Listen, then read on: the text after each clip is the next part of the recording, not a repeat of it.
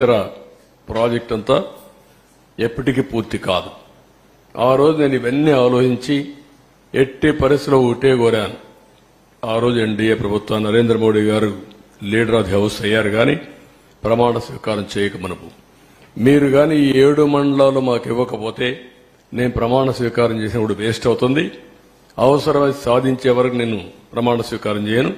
ఒకవేళ constitution dead lock వచ్చినా పర్వాలేదు, ఇది చాలా క్లియర్ గా నేను మీకు చెప్పాలి కాబట్టి చెప్తున్నానని చెప్పి చాలా స్పష్టంగా చెప్పాను. అప్పుడు వెంకయ్య నాయుడు, రాజ్నాథ్ సింగ్ ప్రధానమంత్రి మోడీ గారితో మాట్లాడి ఫస్ట్ టైం ఆర్డినెన్స్ ఇష్యూ చేసి ప్రెసిడెంట్ ఆఫ్ ఇండియాను మెప్పించారు ప్రణబ్ ముఖర్జీని.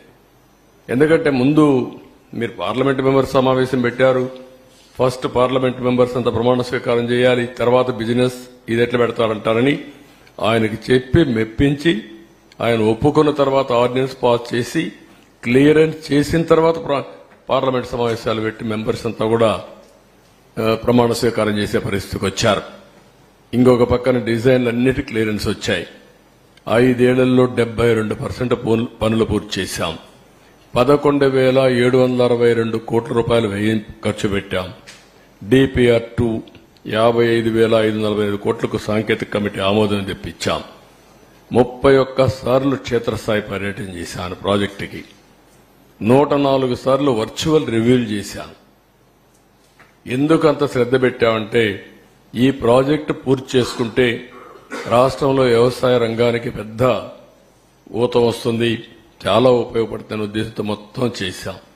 ఇంకొక పక్కన అప్పటి వరకు ఉన్నటువంటి అన్ని పెండింగ్ అంతా కూడా క్లియర్ చేశాం.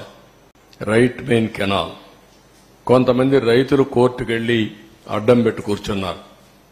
వాళ్ళు ఒకటే అనుకున్నారు, ఇంక ఎప్పుడైనా పర్వాలేదు మేము మాత్రం ఇవ్వని మొండిగేసే పరిస్థితికి వచ్చారు.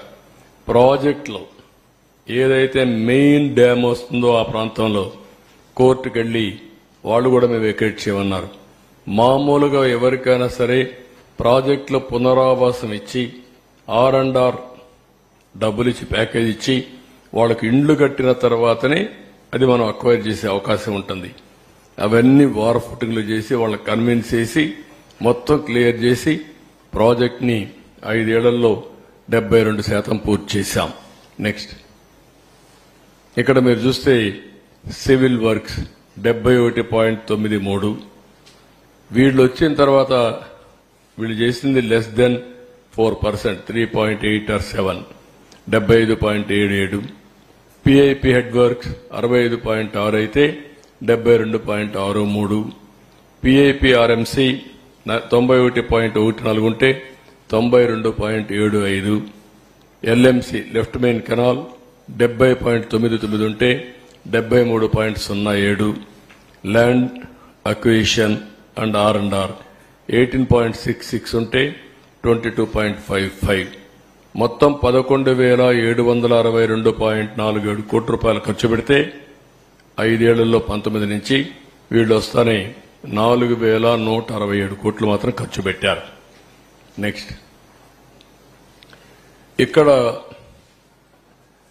ఏదైతే ఒక వ్యక్తి చేతగానితనం కావచ్చు, అహంభావం కావచ్చు, లేకుంటే అధికార దుర్వినియోగం కావచ్చు, ఏదైనా అనుకోవచ్చు, ఏ విధంగా చేశాడో మీరు చూస్తే ముఖ్యమంత్రిని వెంటనే స్టడీ చేయకుండా ప్రమాణ స్వీకారం చేసిన రోజునే పనులు నిలిపేశాడు. అది ఘోరాతి ఘోరం, చరిత్ర క్షమించరాని నేరం. ఒక వ్యక్తికి ఇంత అహం పనికిరాదు. ఇది ప్రజాధనం, వీళ్ళ సొంత డబ్బులు కాదు. ప్రాజెక్టులు ఏముంది, ఇది ఎన్ని నీళ్లు వస్తాయి, పనులు ఏ స్టేజ్లో ఉన్నాయి, ఇప్పుడు ఏం చేయాలని ఆలోచించకుండా కనీసం విజిట్ చేయకుండా ప్రమాణ స్వీకారం చేస్తానే పనులు నిలిపేశాడు. ప్రత్యామ్నాయ ఏర్పాట్లు చేయకుండా పనిచేసే ఏజెన్సీలు తీసేశాడు, కాంట్రాక్టర్లు తీసేశాడు, ఆఫీసర్లు తీసేశాడు. 19 జూన్ నుంచి 19 నవంబర్ వరకు ఏజెన్సీనే లేదు. 20 నుంచి 20 నవంబర్కి ఏజెన్సీ వచ్చింది.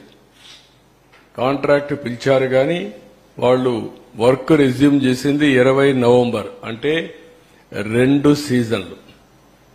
ఎప్పుడు కూడా జూలై నుంచి వర్షాలు వస్తాయి, నవంబర్ వరకు వర్షాలుంటాయి. గోదావరి